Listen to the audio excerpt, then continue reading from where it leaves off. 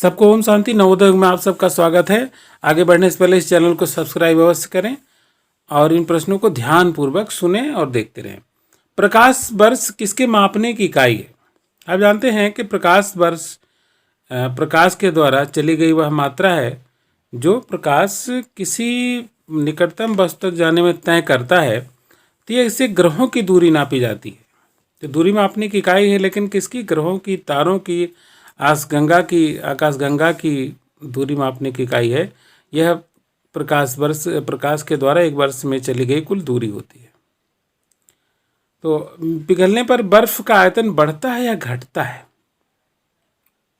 पिघलने पर बर्फ का आयतन घटता है या बढ़ता है, आप इसे बताना है। अब देखिए, बर्फ क्या होती है? पानी पर तैरती है। तो तैरती तभी जब इसका आयतन ज़्यादा होगा। जिससे तात्पर्य है कि जब बर्फ पिघलेगी तो यह घटेगी। तो जब कोई भी बर्फ जब पिघलती है तो उसका आयतन घटता है। इससे आप याद रखते हैं, इस चीज़ को याद रखिए कि बर्फ हमेशा पानी पर तैरती है, तैरेगी वही जिसका आयतन ज़्यादा होगा। हवाई जहाज़ का आविष्कारक किसे माना जाता है? अब देखिए, भारतवर्ष के पुराणों में तो हवाई जहाज़ का बहुत ज़्यादा वर्णन, यहाँ पुष्पक विमान से लेकर के कई प्रकार के विमानों का वर्णन है रामायण महाभारत दोनों में।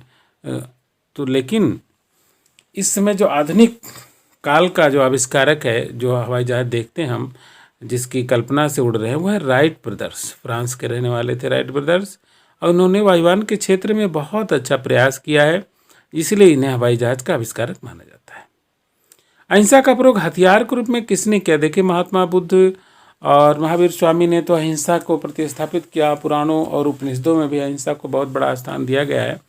लेकिन महात्मा गांधी एक ऐसे महान पुरुष हैं जिन्होंने अहिंसा को एक हथियार के रूप में प्रयोग किया और भारतीय स्वतंत्रता संग्राम में एक आदर्श प्रस्तुत किया, जिसके नाते एक आम जनता भी देश के आज़ादी का आंदोलन से जुड़ पाई। तो इसका एक बहुत बड़ा महत्व इस संदर्भ में है, इसीलिए उन्हें एक दिव्य अस्त्र के रूप में अहिंसा का प्रयोगकर्ता माना जाता है।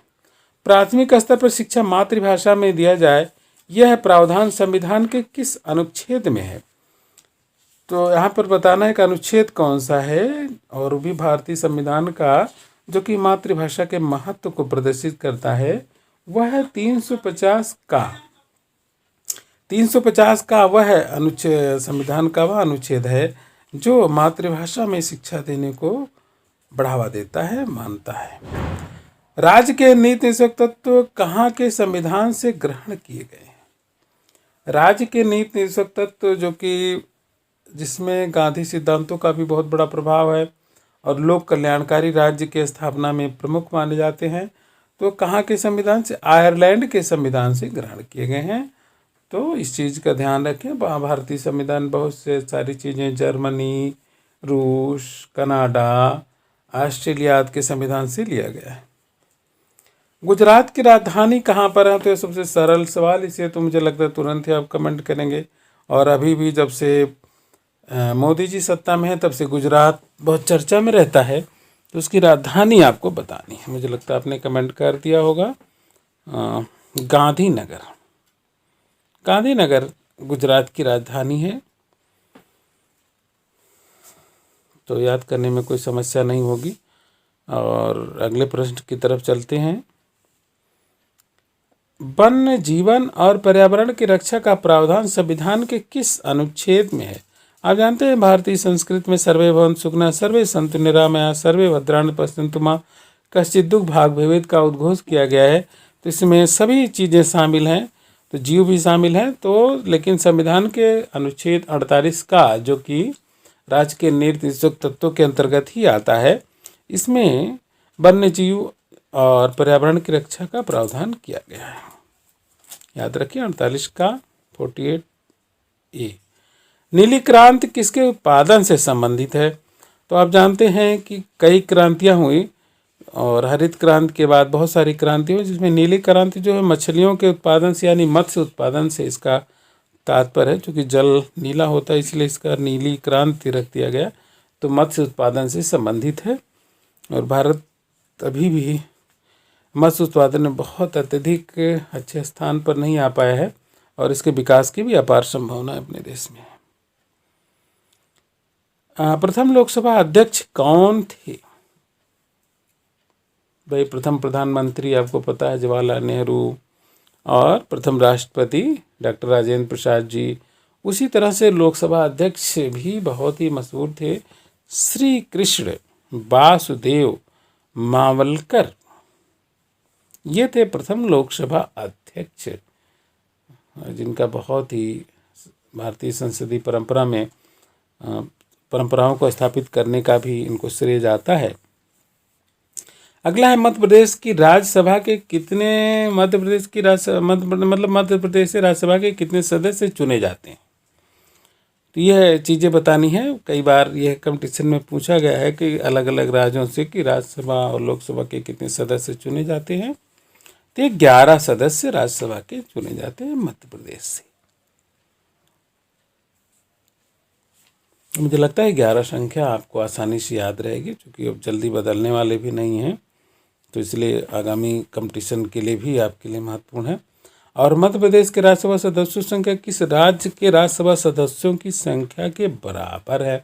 तो आप जानते हैं मध्य प्रदेश बहुत बड़ा राज्य है, तो उसी तरह से समकक्ष कौन सा राज्य हो सकता है। आप तो आसपास देखिए, तो जो जनसंख्या में भी ठीक ठाक हो और दोनों में सही हो, तो गुजरात वह राज्य है कि जिसके द्वारा राज्यसभा के सदस्यों की संख्या, और मध्य प्रदेश के जो कि 11 है। तो इसे भी आप याद रखें। कई राज्यों में आप तुलना करके रट लें तो वह अच्छा रहेगा। सारिका राष्ट्रीय उद्यान कहाँ पर है।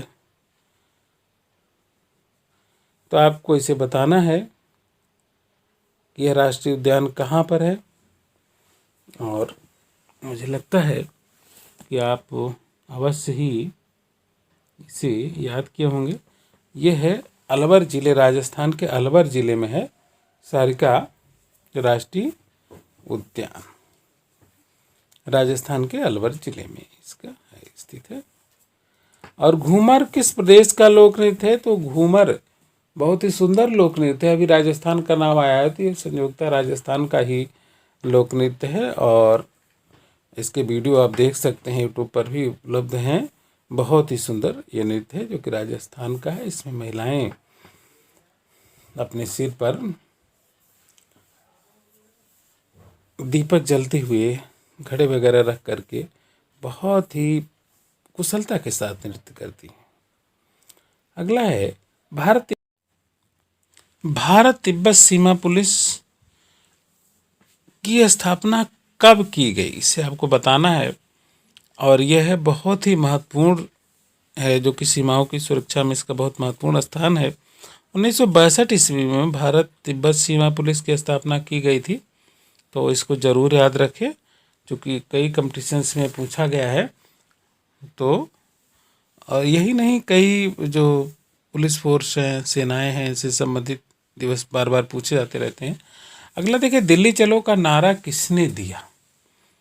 तो अब जानते हैं कि सुभाष चंद्र बोस हमारे इतिहास के ऐसे महापुरुष हैं जिन्होंने तुम मुझे खून दो मैं तुम्हें आज़ादी दूंगा जैसे उद्घोष किए थे। तो उन्हीं ने ही यह दिल्ली चलो का नारा दिया था, सुभाष चंद्र बोस जी ने।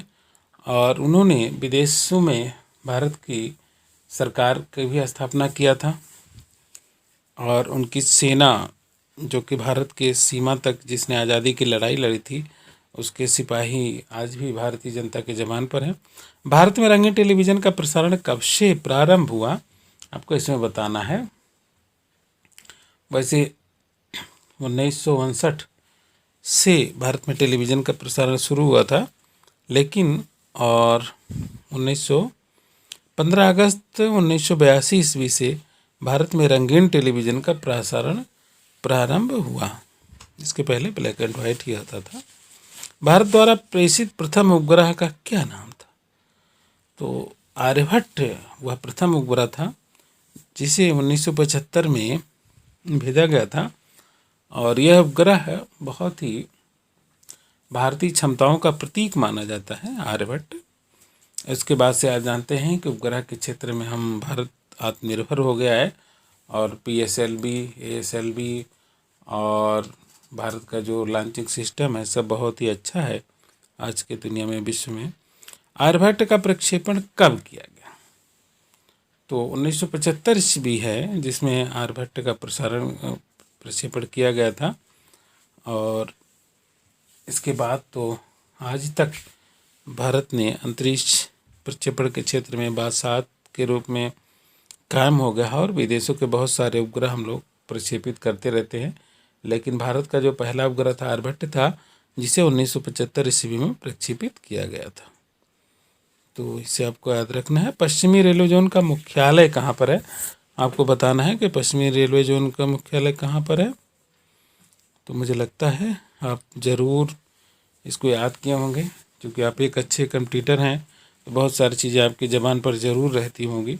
आप देखिए, चर्च गेट मुंबई पश्चिमी रेलवे जोन का मुख्यालय है, और जितने भी रेलवे जोन हैं उनके मुख्यालय का नाम मैचिंग के लिए भी आता है। तो हमें कम से कम हम सबको इसका पता ज़रूर होना चाहिए अपने।